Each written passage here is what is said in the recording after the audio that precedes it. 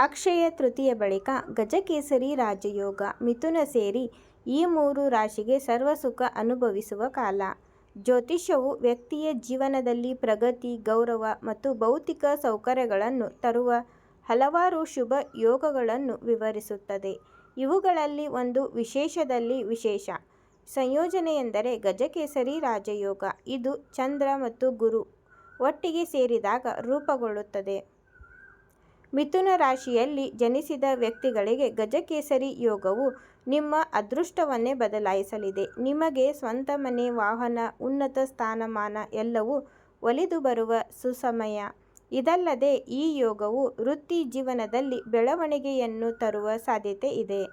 ಕೆಲಸದಲ್ಲಿ ಬಡ್ತಿ ಪಡೆಯುವ ಅಥವಾ ಹೊಸ ಜವಾಬ್ದಾರಿಗಳನ್ನು ವಹಿಸಿಕೊಳ್ಳುವ ಬಲವಾದ ಯೋಜನೆಗಳಿವೆ ಸೂಚಿಸುತ್ತವೆ. ನಿಮ್ಮ ಸಂವಹನ ಕೌಶಲ್ಯವು ನಿಮ್ಮನ್ನು ವೃತ್ತಿಪರವಾಗಿ ಮುನ್ನಡೆಸಲು ಸಹಾಯ ಮಾಡುತ್ತದೆ. ವ್ಯವಹಾರ ಕ್ಷೇತ್ರದಲ್ಲಿ ನೀವು ಹೊಸ ಅವಕಾಶಗಳನ್ನು ಎದುರಿಸಬಹುದು ಮತ್ತು ಪಾಲುದಾರಿಕೆಗಳು ಲಾಭದಾಯಕ ಆಗುವ ಸಾಧ್ಯತೆ ಇದೆ, ಆದರೆ ವೆಚ್ಚಗಳು ಹೆಚ್ಚಾಗಬಹುದು. ಆದ್ದರಿಂದ ನಿಮ್ಮ ಬಜೆಟ್ ಅನ್ನು ಸೂಕ್ಷ್ಮವಾಗಿ ಗಮನಿಸುವುದು ಮತ್ತು ಅತಿಯಾದ ಆತ್ಮವಿಶ್ವಾಸದಿಂದ ಎಚ್ಚರವಾಗಿರುವುದು ಒಳ್ಳೆಯದು. ಸಿಂಹ ರಾಶಿಯಲ್ಲಿ ಜನಿಸಿದವರಿಗೆ ಈ ಗ್ರಹ ಜೋಡಣೆಯು ಆದಾಯ ಮತ್ತು ಆರ್ಥಿಕ ಲಾಭದ ವಿಷಯದಲ್ಲಿ ಅನುಕೂಲಕರ ಆಗಬಹುದು.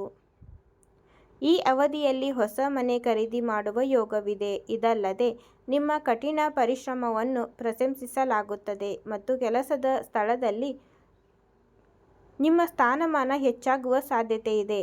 ವ್ಯವಹಾರದಲ್ಲಿ ತೊಡಗಿರುವವರು ತಮ್ಮ ಹೂಡಿಕೆಗಳಿಂದ ಲಾಭವನ್ನು ನಿರೀಕ್ಷಿಸಬಹುದು ಮತ್ತು ಹೊಸ ಅವಕಾಶಗಳನ್ನು ಸಹ ಪಡೆಯಬಹುದು.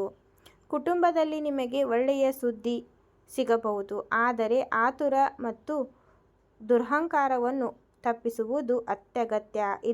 ಇಲ್ಲದಿದ್ದರೆ ನಷ್ಟಗಳಿಗೆ ಕಾರಣವಾಗಬಹುದು.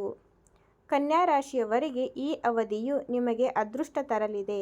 ಕನ್ಯಾ ರಾಶಿಯ ಕೆಲವರಿಗೆ ನಿಮ್ಮ ಸ್ವಂತ ಮನೆಯ ಕನಸು ನನಸಾಗಲಿದೆ. ಸ್ಥಗಿತಗೊಂಡ ಕೆಲಸಗಳು ಅಂತಿಮವಾಗಿ ಪೂರ್ಣಗೊಳ್ಳಬಹುದು ಮತ್ತು ನಿಮ್ಮ ವೃತ್ತಿ ಜೀವನವು ಸ್ಥಿರತೆಯನ್ನು ಪಡೆಯುವ ಸಾಧ್ಯತೆಯಿದೆ. ಹೊಸ ಉದ್ಯೋಗ ಅಥವಾ ವ್ಯವಹಾರ ಉದ್ಯಮಕ್ಕಾಗಿ ನಿಮಗೆ ಅವಕಾಶಗಳು ಸಿಗಬಹುದು. ಈ ಸಮಯದಲ್ಲಿ ನಕ್ಷತ್ರಗಳು ಪ್ರಯಾಣಕ್ಕಾಗಿ ಸಾಲಿನಲ್ಲಿರುತ್ತವೆ ಮತ್ತು ನೀವು ಧಾರ್ಮಿಕ ಅಥವಾ ಆಧ್ಯಾತ್ಮಿಕ ಚಟುವಟಿಕೆಗಳಲ್ಲಿ ಭಾಗವಹಿಸುವ ಅವಕಾಶವನ್ನು ಸಹ ಪಡೆಯಬಹುದು.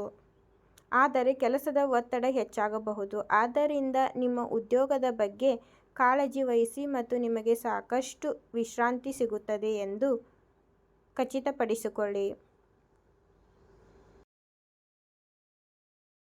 ನಿಮ್ಮ ಯಾವುದೇ ಸಮಸ್ಯೆಗಳಿಗೆ ನಮ್ಮ ಗುರೂಜಿಯವರಿಗೆ ಕರೆ ಮಾಡಿ. ನಿಮ್ಮ ಯಾವುದೇ ಕಷ್ಟಗಳಿಗೆ ಅಂತಿಮ ಪರಿಹಾರವನ್ನು ನಮ್ಮ ಜ್ಯೋತಿಷ್ಯರು ಮಾಡಿಕೊಡ್ತಾರೆ.